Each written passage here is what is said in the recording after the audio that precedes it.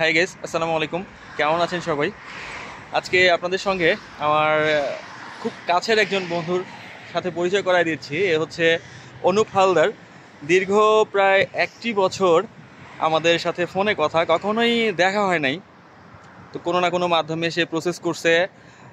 প্রায় 1টি বছর পর আলহামদুলিল্লাহ গত 1 তারিখে সে বেলারুশে আসছে। সে বেলারুশের ক্যাপিটাল সিটিতে মিন্সকে আছে। আমি তো ব্রেস্টে আছি, আপনারা সবাই জানেন। প্রায় 400 কিলোমিটার দূরত্ব। আমার পক্ষে আমি ছুটি অ্যারেঞ্জ করতে পারি নাই, আমি তার সাথে দেখাও করতে পারি নাই। আমি সো সরি অনুপের কাছে।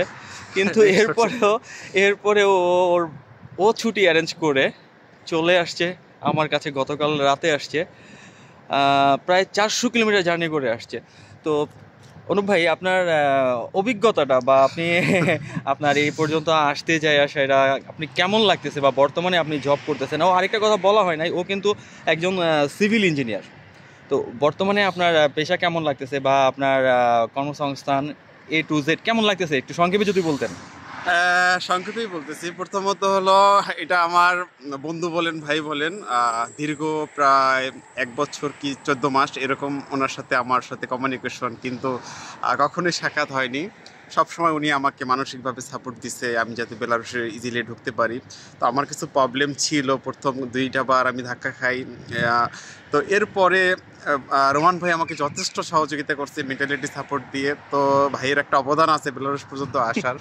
তো এটার জন্য আমি অবশ্যই ওনার প্রতি অনেক বেশি কৃতজ্ঞ। আর সেকেন্ডলি হলো যে আমি এখানে এসে আমার প্রতিষ্ঠান, ওটা হলো মিংস ওখানে একটা রিজনাল হসপিটালে আমি ওখানে ইঞ্জিনিয়ার হিসেবে আছি। এখানে নিয়ার অ্যাবাউট 30 জন বাংলাদেশি পিপল কাজ করবে। ফার্স্ট ইঞ্জিনিয়ারকে এরা ইনভাইট দিচ্ছে, ফার্স্ট ইঞ্জিনিয়ার আইসা সব কিছু এখানে সেটেল করবে, দেন আমার নেক্সট কর্মীদেরকে নিয়ে আসবে। তো এই প্রসেসটাই চলতেছে।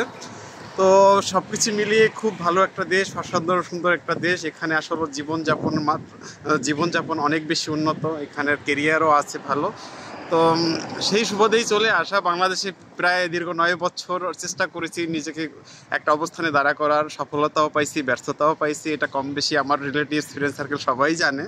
আফটার অল বেলারুশে আসা, এখানে আসার পর অনেক বেশি ভালো লাগতেছে। তো এখানের সব কিছুই অসাধারণ, প্রত্যেকটা প্লেসেই যাচ্ছি আসলে সুন্দর। এবং এখানে সব থেকে বড় বিষয় হলো বেলারুশের মানুষগুলো অসাধারণ হেল্পফুল। এরা এত বেশি অসাধারণ, এত বেশি হেল্পফুল, এটা আসলে এখানে যারা না আসে তারা চিন্তা তারা কেউ বলতে পারবে না বেলারুশের মানুষ কতটা হেল্পফুল এবং কতটা ভালো। তো সব মিলিয়ে রোমানের সাথে দেখা হয় না। আমি ভাবছি ফার্স্টেই চলে আসবো, আসার পরে রোমানের সাথে দেখা হবে। কিন্তু আমার 1 বছরের যে পারমিটটা, ওইটার জন্য অপেক্ষা করতেছিলাম। 23 তারিখে হাতে পাইছি। এরপরে আমাদের সপ্তাহে 2 দিন ছুটি থাকে, শনি এবং রবি, আর 5 দিন থাকে ডিউটি। তো এই শনি রবি ছুটিতে আর কি চলে আসছি। মিংস থেকে চলে আসছি, খুব একটা বেগ পাইতে হয় না। অসাধারণ একটা জার্নি ছিল, মাত্র 400 কিলো 4 ঘন্টার ভিতর চলে আসছি। এটা কিন্তু ভাই অনেক। হ্যাঁ, একটা সেকেন্ডের জন্য প্যারা ফিল হয় না। খুবই অসাধারণ, বাংলাদেশের মতো এরকম কোনো জার্নি না। একটা সেকেন্ডের জন্য আপনার কষ্ট বা জার্নি ফিল হবে না। তো সব মিলিয়ে আজকে রাতটাই ছিলাম রোমানের কাছে। অসাধারণ একটা দিন ছিল। এখানে তারা আরও 4 জন আছে, বাংলাদেশি 2 জন, আরও 2 জন, হয়তো বা 2 জন না বা 3 জন, হ্যাঁ 3 জন তুর্কমেনিস্তানের আছে। তো সবাই বেশি অসাধারণ। তো সব মিলিয়ে খুব ভালো একটা টাইম আর কি এখানে স্পেন্ড করছি। তো রোমান ভাইয়ের জন্য দোয়া করবেন, আমার জন্য দোয়া করবেন। বিদেশ আসছি ফ্যামিলি ছেড়ে, এটাই কষ্টের, এছাড়া আর কোনো কষ্টের নাই। বাংলাদেশে ফ্যামিলি ছাড়া, আদার ফ্রেন্ড সার্কেল ছাড়া, রিলেটিভ ছাড়া আদার্স কোনো কিছুই মিস করি না। মানে আসলে সব মিলিয়ে ভালো আছে। আচ্ছা, আমরা আমাদের দেশের ওয়েদারটা আর এখানকার ওয়েদারটা, যেমন শীতের সাথে আপনি মানায় নিতে আপনার কতটুকু কষ্ট হচ্ছে, আমার অনেক ভিউয়ার্সরা অনেক প্রশ্ন করছিল এই বিষয়ে। দেখেন, স্টিল নাও আমি যদি আমার ফোন ওপেন করি, আমার ফোনে কিন্তু এই যে দেখাচ্ছে মাত্র 11 ডিগ্রি সেলসিয়াস। এই যে দেখেন, শো করতেছে আমার 11 ডিগ্রি সেলসিয়াস। আমি দেখেন একটু কোয়ার্টার পরে তারপরে এই ঘুরতেছি। বাংলাদেশের মতো ওইরকম শীত না যে 15 ডিগ্রি সেলসিয়াসে আমরা যেভাবে কাঁপাই যাই, কিন্তু এখানের শীতগুলো এরকম না।